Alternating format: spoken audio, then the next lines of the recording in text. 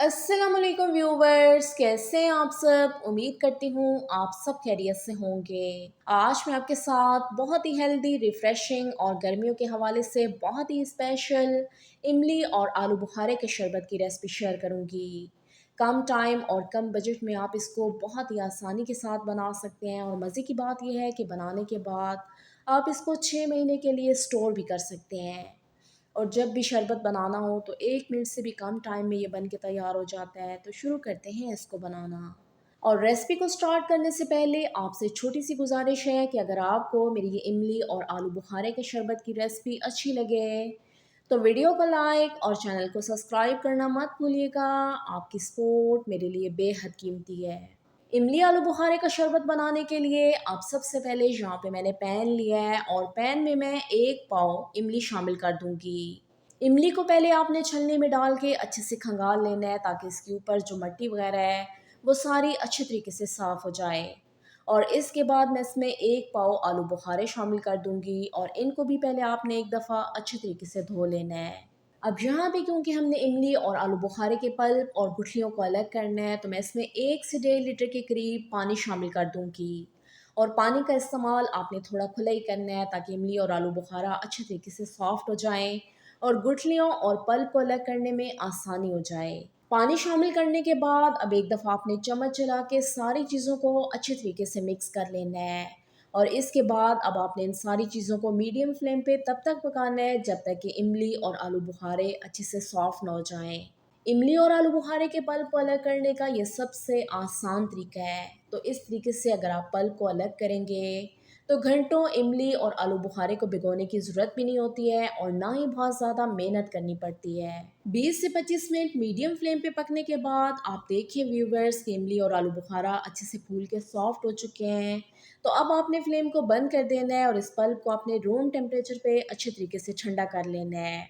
आधे घंटे के बाद पल्प अब अच्छे से ठंडा हो चुका है तो अब आपने हाथों की मदद से इमली और आलू बुखारे को अच्छे से मसल लेना है ताकि गुठलियाँ और पल्प बिल्कुल अलग हो जाएं। और यहाँ पे इमली आलू बुखारा इतने अच्छे तरीके से सॉफ्ट हो चुके हैं कि ये काम बहुत ही आसानी के साथ हो जाएगा और पल्प को ग्राइंड करने की ज़रूरत भी बिल्कुल पेश नहीं आएगी। इमली आलू बुखारे को अच्छे से मसलने के बाद अब हम इसको स्टेन कर लेंगे। तो स्टेन करने से पहले मैं इसमें 1 लीटर पानी और शामिल कर दूंगी ताकि पल्प को छानने में आसानी हो जाए। क्योंकि पल्प अगर गाढ़ा होगा तो फिर उसको छानने में थोड़ी सी मुश्किल पेश आएगी। तो पल्प को छानने के लिए अब यहाँ पे मैंने ये बड़ी वाली छलनी ली है और अब आपने थोड़ा थोड़ा करके मिक्सचर इसमें शामिल करते जाना है और स्पैचुला की मदद से आपने इसको हिलाते भी जाना है। तो जितना भी पल्प होगा वो सारा स्टेन होके नीचे जाता जाएगा और जितनी भी गुठलियाँ और रेशे वगैरह होंगे वो सारे स्टेनर में ही रह जाएंगे। और इसी तरीके से अब आपने थोड़ा थोड़ा करके सारे मिक्सचर को अच्छे तरीके से छान लेना है। और यहाँ पे वैसे तो पल्प बहुत ही आसानी के साथ अलग हो जाएगा लेकिन फिर भी अगर आपको मुश्किल लग रहा हो तो आप इस मिक्सचर को अच्छे तरीके से ग्राइंड करके छान लें और फिर इससे आपको मज़ीद आसानी हो जाएगी। तो यहाँ पे मैंने सारे मिक्सचर को अच्छे तरीके से छान लिया है। अब आपने इन गुठलियों को ज़ाया कर देना है और पल्प को अब हमने पकाना है ताकि ये लंबे अरसे तक महफूज रह सके और हमारे ये इंस्टेंट इमली आलू बुखारे का शरबत तैयार हो जाए। तो अब इस पल्प को तैयार करने के लिए दोबारा से यहाँ पे मैंने पैन लिया है और ये सारा पल्प मैं इस पैन में शामिल कर दूंगी। और फ्लेम को आपने ऑन कर देना है और फ्लेम को यहाँ पे आपने मीडियम टू हाई रखना है। और इसके बाद अब हम इसमें कुछ चीज़ें शामिल करेंगे जिससे शरबत का जायका मज़ीद अच्छा हो जाएगा। तो सबसे पहले मैं इसमें 1 किलो चीनी शामिल कर दूंगी। इसके बाद इसमें जाएगा सफ़ेद नमक 1 टीस्पून और 1 टीस्पून ही मैं इसमें काला नमक शामिल कर दूंगी। तो एक एक पाव इमली और आलू बुखारे के हिसाब से ये चीज़ों की मिकदार बिल्कुल परफेक्ट है। लेकिन फिर भी अगर आप कम मीठा पसंद करते हैं या फिर कोई हेल्थ इशू है तो फिर आप चीज़ों की मिकदार कम या ज़्यादा कर सकते हैं। मगर प्रोसेस आपने यही फॉलो करना है। अब ये सारी चीज़ें शामिल करने के बाद आपने इन्हें अच्छे से चम्मच चला के सारी चीज़ों को अच्छे तरीके से मिक्स कर लेना है। और फ्लेम को आपने हाई रखना है ताकि इसमें जल्दी से उबाल आ जाए। और चम्मच चलाना आपने छोड़ना बिल्कुल नहीं है। थोड़े थोड़े वक्फे से आपने इसमें चम्मच चलाते रहना है क्योंकि इसमें हमने चीनी शामिल की है तो चीनी के नीचे लगने का ख़तरा होता है। 6 से 7 मिनट के बाद अब पल्प में अच्छा सा उबाल आ चुका है तो अब आपने फ्लेम को मीडियम कर देना है। और एक और काम जो आपने करना है कि ये जो इसके ऊपर झाग सी आ रही है ना, इसको आपने साथ-साथ उतार के साइड पे करते जाना है, क्योंकि इससे फिर शरबत का सारा टेक्सचर भी ख़राब हो जाता है और शरबत का जायका भी कड़वा बनता है। अब आपने पल्प को तब तक पकाना है जब तक ये अच्छे से गाढ़ा ना हो जाए। और नेक्स्ट स्टेप में मैं आपको चेक भी करवाऊंगी कि इसकी कंसिस्टेंसी कितनी होनी चाहिए। 30 से 35 मिनट के बाद अब पल्प यहाँ पे अच्छे से गाढ़ा हो चुका है, तो इससे ज़्यादा आपने इसे गाढ़ा नहीं करना है, क्योंकि ठंडा होने के बाद ये मज़ीद थोड़ा सा गाढ़ा हो जाएगा। तो अब आपने फ्लेम को ऑफ करके दोबारा से इसे रूम टेम्परेचर पे अच्छे तरीके से ठंडा कर लेना है। पल्प को अच्छे से ठंडा करने के बाद अब आपने इसको स्टोर किस तरीके से करना है, तो उसके लिए आपने घर में मौजूद कोई भी शीशे का जार या फिर शीशे की बोतल ले लेनी है और इसको आपने धो के अच्छे तरीके से मुकम्मल तौर पे खुश्क कर लेना है, ताकि इसमें नमी बिल्कुल भी ना हो। और इस पल्प को स्टोर करने के लिए मैं आपको शीशे का जार या फिर शीशे की बोतल ही रिकमेंड करूंगी, क्योंकि शीशे के बर्तन में फिर ये पल्प ज़्यादा लंबे अरसे तक महफूज रहता है। अब आपने कीफ की मदद से इस सारे पल्प को इन बोतलों और जार में शामिल कर देना है और इसके बाद अब आपने इनके ऊपर एयर टाइट ढक्कन भी लगा देना है, ताकि इसमें नमी बिल्कुल भी ना जाए। और इसके बाद अब आप इस पल्प को रेफ्रिजरेटर में रख दें और इंशाल्लाह 6 महीने तक आप इसको आसानी से स्टोर कर सकते हैं। ये बिल्कुल भी ख़राब नहीं होगा। और अभी क्योंकि यहाँ पे हमने वीडियो को कंटिन्यू ही रखना है, क्योंकि इससे हमने शरबत भी तैयार करना है, तो अब हम चलते हैं नेक्स्ट स्टेप की तरफ।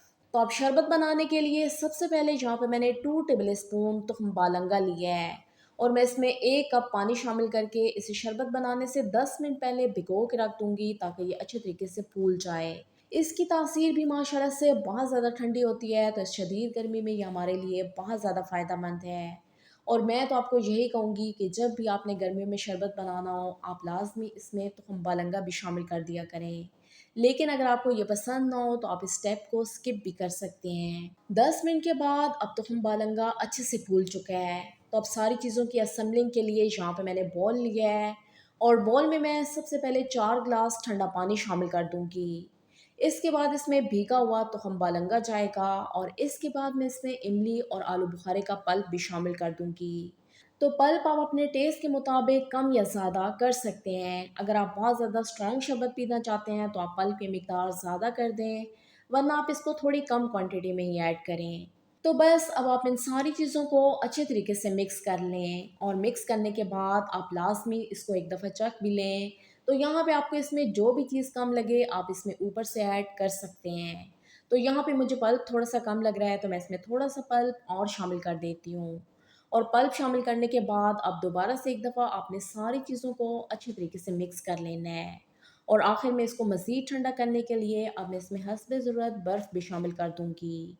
बर्फ़ शामिल करने के बाद दोबारा से एक दफ़ा आप सारी चीज़ों को अच्छे तरीके से मिक्स कर लें और मिक्स करने के बाद माशाल्लाह से ये हमारा बहुत ही मज़ेदार सा इमली और आलू बुखारे का शरबत बन के तैयार हो जाएगा। और मज़े की बात यह है कि बस एक दफ़ा आप इसे बना के स्टोर कर लें और फिर जब भी शरबत बनाना हो तो 1 मिनट में ये तैयार हो जाता है। घंटों मेहनत की भी ज़रूरत नहीं होती है और ये बजट फ्रेंडली भी है। अब आप इस मज़ेदार ठंडे ठार शरबत को ग्लासेस में डाल के सर्व करें और यकीन करें कि ना सिर्फ ये लज़्ज़त से भरपूर है, बल्कि ये आपके मैदे और जिगर की गर्मी को भी ख़त्म करेगा।